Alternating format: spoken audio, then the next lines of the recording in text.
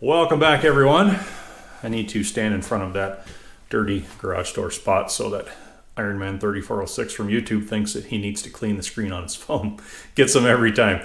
I don't think there's a substance known to man that would clean that garage door panel. At least nothing that I've found. And I doubt I'm going to find anything either. All right, back on track.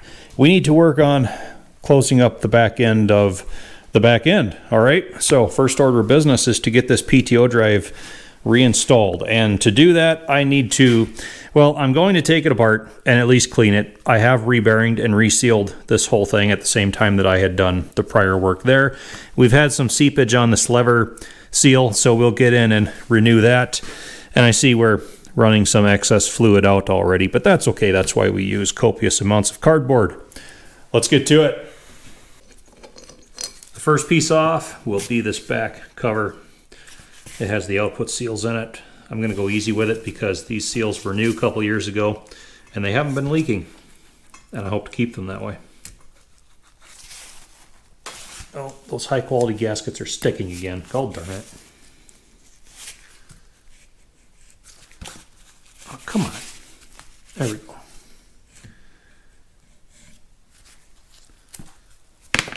Yeah. Still looks good.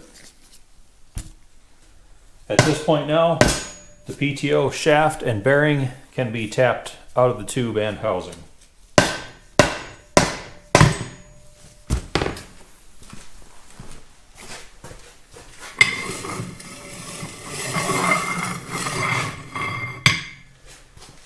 Center shaft.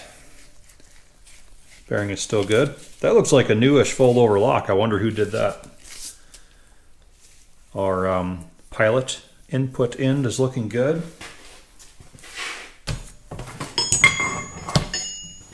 And now that the center shaft is out, the engagement tube can be disengaged from the arm on the inside, and it just pulls right out.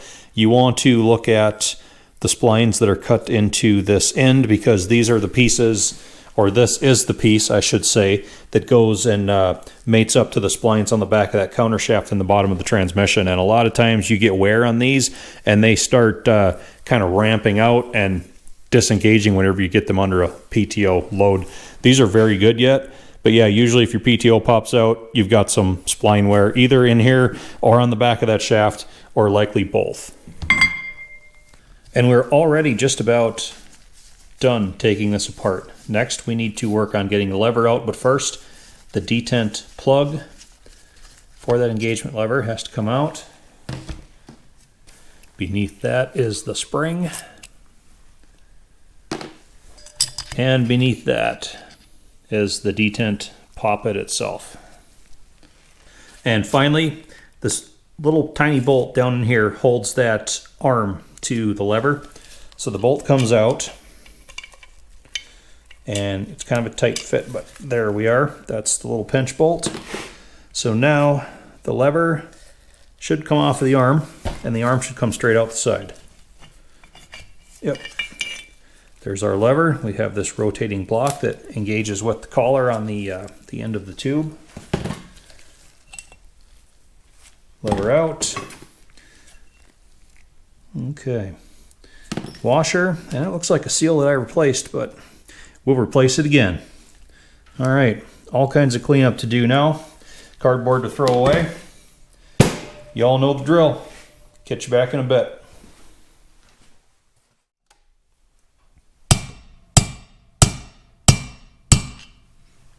A little bit more.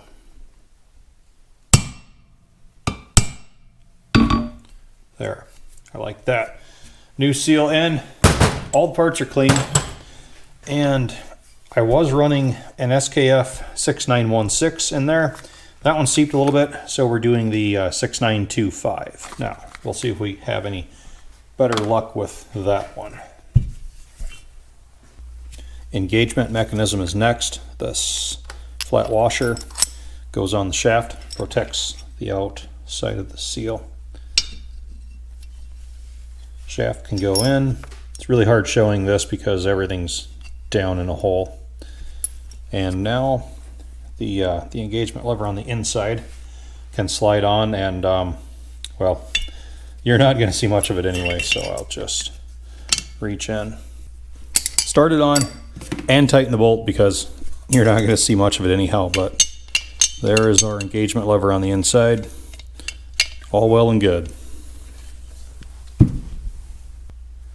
Detent poppet goes in, taper point down of course, spring on top of that,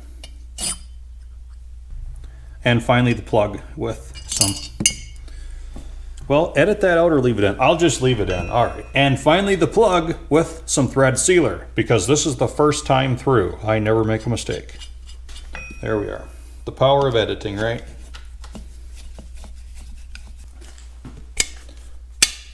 Good action on the engagement lever. Liking how that works. So to explain this next step, we've got the actual PTO shaft itself, and then we have this this other collar shaft thing that goes over the top of it. And we will engage this groove back here with this rotating block that is on the lever on the inside. And all this, it's a rather light tube. All that tube does is just join this collar on this end to the heavy collar on this end. This part does not transmit any power. It's all transmitted through the main shaft itself. The way this works though, these coarse splines on the end of this very heavy duty collar on the end are what grab onto the back of that counter shaft in the transmission. And then there's this finer set of splines on the inside that are engaged with these splines on the main shaft at all times. So this thin tube just tells this heavy duty collar, hey, slide forward, grab onto that counter shaft, or slide back, let go of it. So all your power is transmitted just through this heavy duty portion on the end. This thin tube, just there to provide a linkage. So we will engage the collar on the end with the lever inside of the housing, and then just feed the main shaft in through all of it.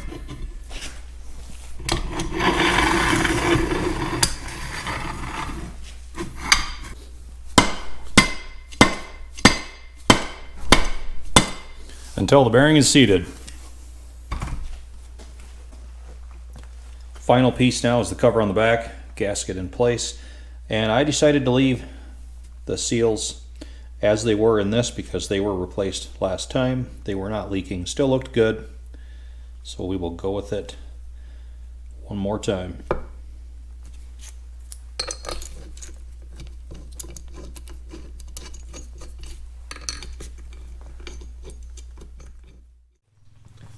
The new gasket's on, so we can put it in place.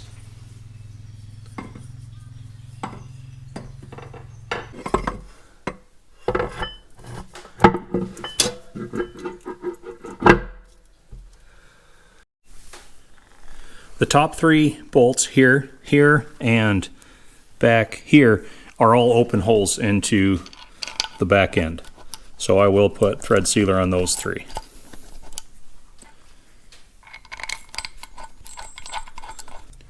And the way it works, heavy duty collar up here, counter shaft transmission back there. So when we pull on the lever at the back, slides that forward, and now it spins with the counter shaft. Disengage it at the back, slides it back, PTO stops spinning. Easy as that.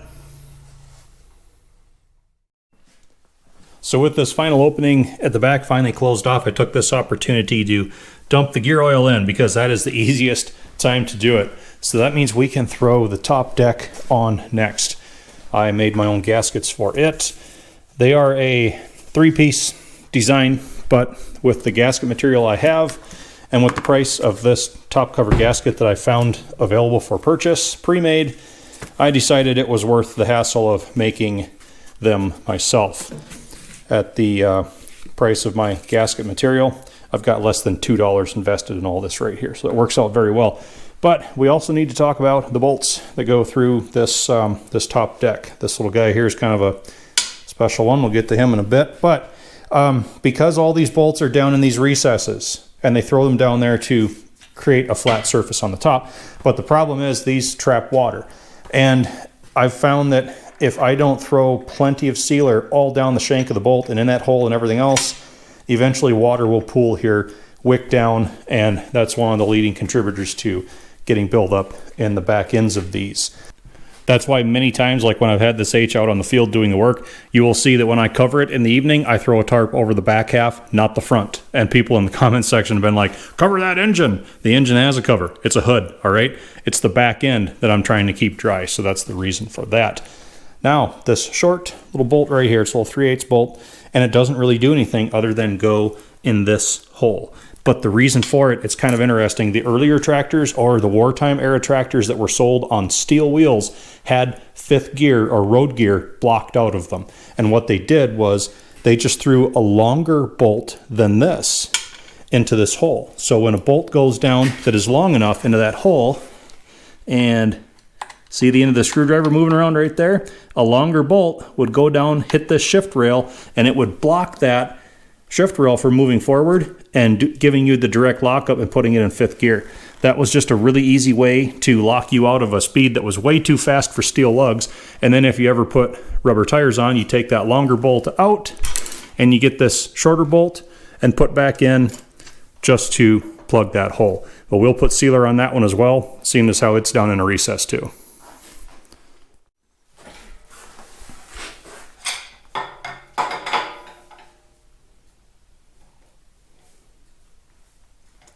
The only thing you have to get right with this step is lining all of the shift forks into the gears. It's a good thing though. Get the handle out of the way.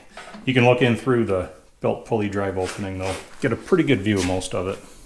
And you can get a mirror in there after it's down to make sure it all looks right. It's all going to be pretty close right there.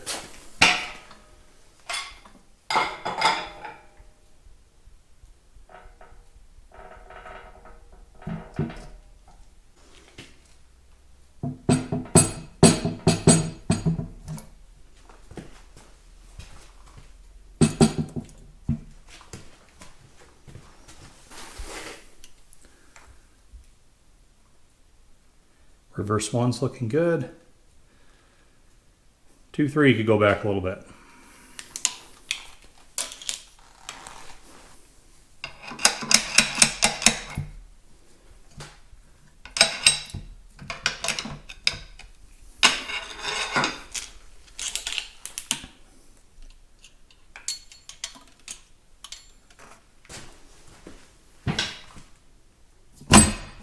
There. Everybody should be happy now.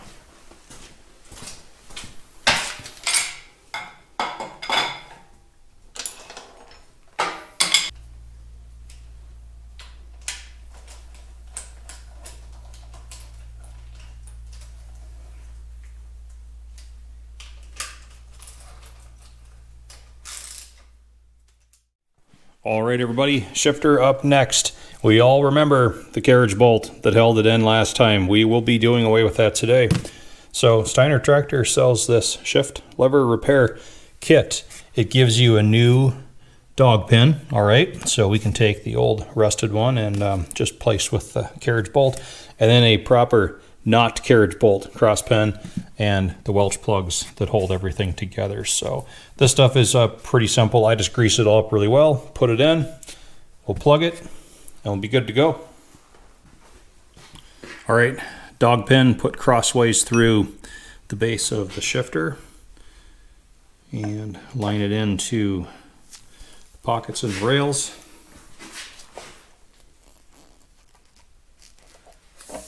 Push down to compress the spring. Main cross pin should go in. There we are. Let's do a function check. We'll just watch the cross pin, make sure it doesn't walk out. That should be reverse. First. Second. Just have to spin the input a little bit. Gears stack on top of each other. Third. Cross pin good. There's 4. And direct lock up 5th. Very good. We can plug it.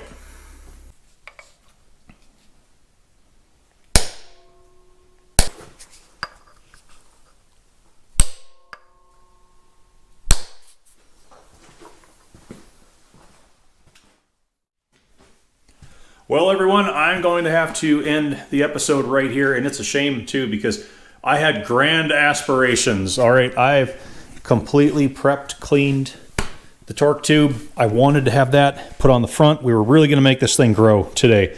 Everything for the inside of the torque tube is prepped, ready, but then I got to the clutch release bearing, and I replaced this one. I look back and it was like 2006, so it's got quite a bit of time on it, but it's not rough. But I was starting to detect a little bit of play in there, and then it started talking to me, and once that happens, it's pretty much a lost cause after that. So I have a new one on order, and I want to hold off on throwing any of this stuff into the torque tube because it's so much easier to press this onto the carrier before everything is put together, and I'm trying to then hammer it. So we're stopping a little bit short of where I wanted to be today. It would have looked really grand to have that torque tube on, and we've got most of the stuff done in the back. That's all right. Plenty of stuff on the front end to work on. I can keep very busy with that. Plus, we've got the big late April swap meet coming up really soon. So the feed might go dead here for a few days. So if you all check and don't see anything, that means I'm probably busy. So in the meantime, thank you everyone for watching, and plenty more work to do. We're getting closer and closer to priming stage. Looking forward to it. Hope to see you all back again.